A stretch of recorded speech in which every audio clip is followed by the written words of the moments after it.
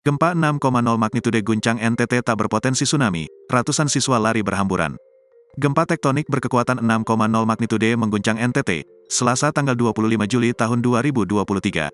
BMKG menyebut kejadian itu tidak berpotensi tsunami. Kepala BMKG NTT, Margiono dalam keterangan tertulisnya, Selasa pagi menerangkan, kejadian itu terjadi sekitar pukul 7.25 waktu Indonesia Barat di wilayah pantai barat laut Kabupaten Kupang, Nusa Tenggara Timur, NTT. Hasil analisis BMKG menunjukkan gempa bumi ini memiliki parameter update dengan magnitudo M5,7, kata Margiono. Dia mengatakan, epicenter gempa bumi terletak pada koordinat 9,26 derajat LS, 123,96 derajat BT, atau tepatnya berlokasi di laut pada jarak 4 km arah barat Laut Amphoang Timur, Kabupaten Kupang, Nusa Tenggara Timur pada kedalaman 67 km. Dengan memperhatikan lokasi epicenter dan kedalaman hiposenternya, gempa bumi yang terjadi merupakan jenis gempa bumi menengah akibat adanya aktivitas tumbukan lempeng Indo-Australia dengan lempeng Resia. Hasil analisis mekanisme sumber menunjukkan bahwa gempa bumi memiliki mekanisme pergerakan turun, kata dia lagi.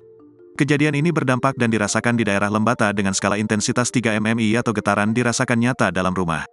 Untuk daerah Alor, Maumere, Larantuka, Waingapusu dengan skala intensitas 2-3 mmi atau getaran dirasakan nyata dalam rumah. Sedangkan untuk daerah Kupang dengan skala intensitas 2 mmi atau getaran dirasakan oleh beberapa orang, benda-benda ringan yang digantung bergoyang. Hasil pemodelan menunjukkan bahwa gempa bumi ini tidak berpotensi tsunami, tegasnya.